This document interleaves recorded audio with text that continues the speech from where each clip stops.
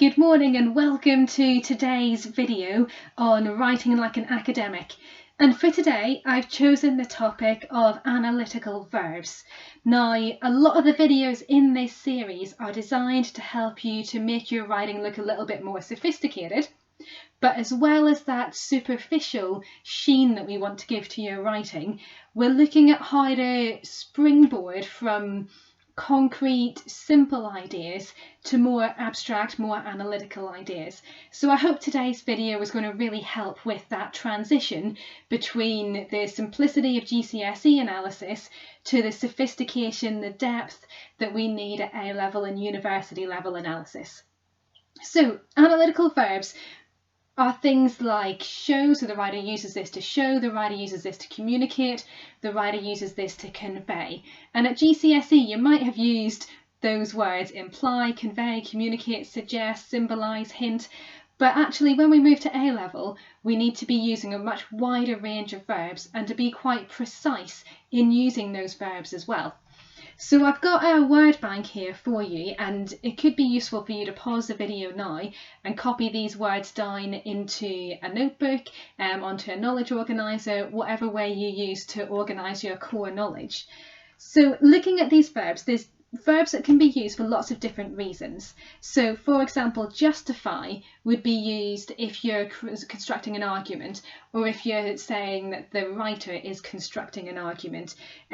For example, Shakespeare justifies Macbeth's decision to betray King Duncan by suggesting. So that's to do with putting forward a point of view. Exposes is an interesting one, and you could put that alongside reveals or portrays, for example, if you're showing that the writer is digging into a concept and maybe revealing something that hasn't been known before.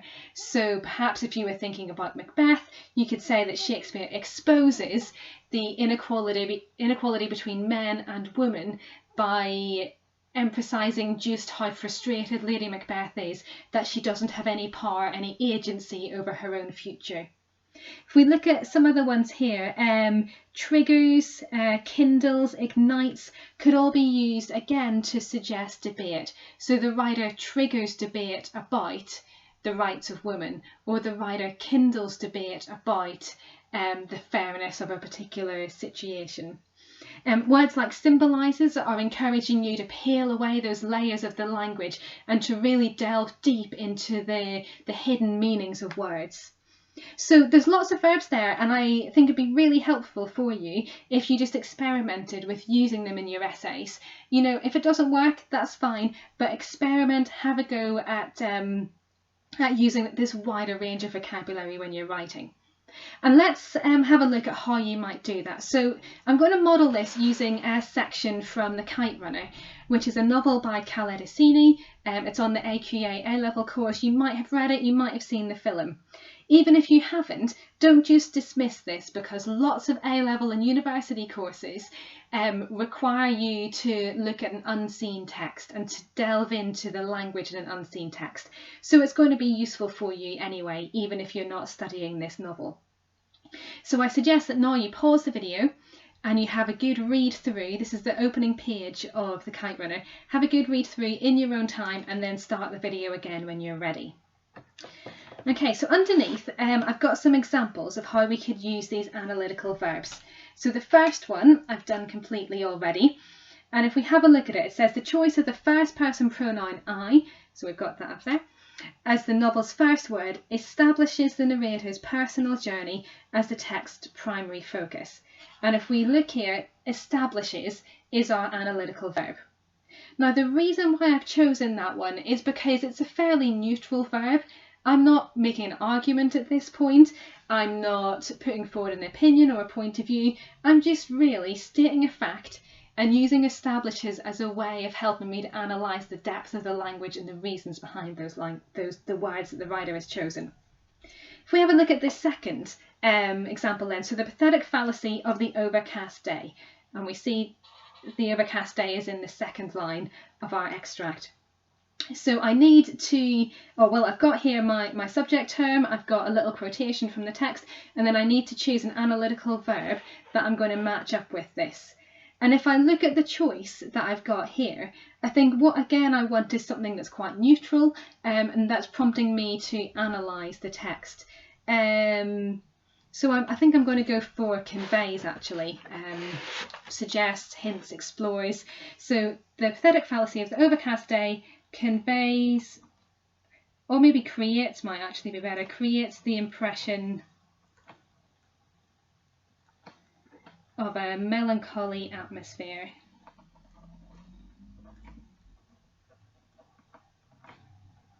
And a lingering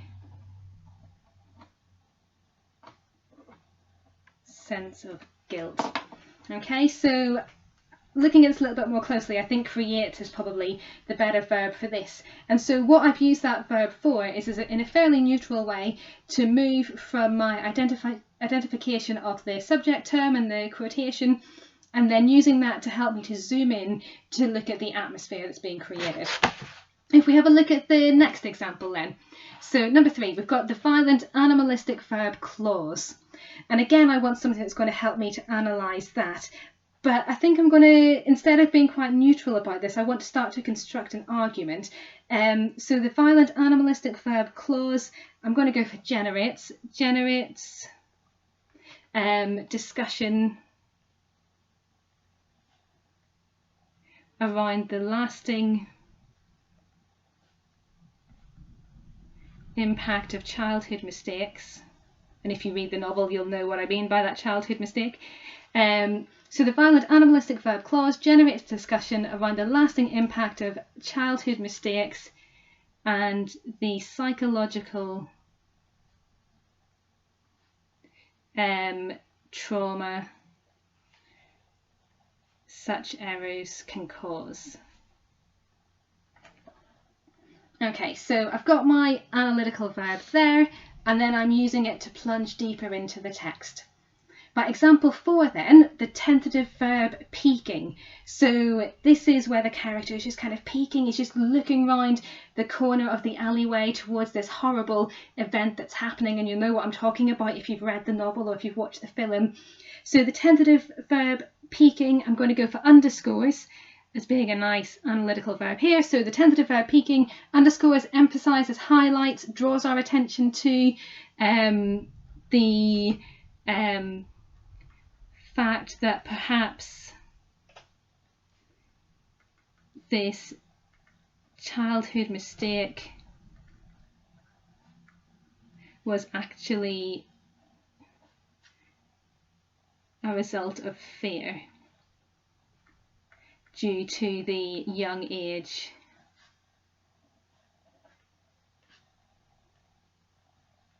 of the narrator. Okay, so I've got my analytical verb there, and as I say, highlights, emphasises, draws attention to would all be possible substitutions there. So I want you to have a go now. Have a look back at the extract that we just looked at. So I'll just pop that there so you could pause the video and have a look at this again, reread it, and then pause the video again and have a go at finishing off these sentences here using some of those analytical verbs that we've had earlier in the video. Okay, so I hope you've had a go at that yourselves, and now let's do this together. So the verb crouching, and I need to go to my list of verbs. The verb crouching, I'm going to say exposes or reveals, could be another substitution. So the verb crouching exposes the narrator's deep sense of fear and anxiety at the events he sees, or he saw would be better, he saw occurring in front of him. Okay, so we've got subject term, we've got a little quotation from the text, and we've got our analytical verb helping us to dig deeper into the language. Okay, number 2, so the semantic field of coldness, and you'll notice in the extract that there's lots of references to it being overcast, to it being frigid, to it being frozen. So the semantic field of coldness, and then I'm just looking at my list of analytical verbs here. I think I'm going to go with confirms. So the semantic field of coldness confirms that that the overarching tone of this memory is one of suffering and sorrow. Okay, and the reason I suppose that I've gone for confirm here again is because I'm looking for something fairly neutral, in that I'm not necessarily making any kind of huge claims for this or a huge overarching argument here, but I do want to suggest something that's quite assertive. You know, this is a definite statement that I'm making, and if you watch my video on the balance of tentative and assertive language, you'll understand the difference that I'm making there. Okay, number 3 then, so the personification of the past, and then again I'm going back to my list just to choose the right verb. So the personification of the past, I want something that means maybe hints or suggests, but is possibly a little bit more sophisticated than that. Provokes might be a nice one. So the personification of the past provokes, or maybe evokes might be better, the idea that the narrator is not in control.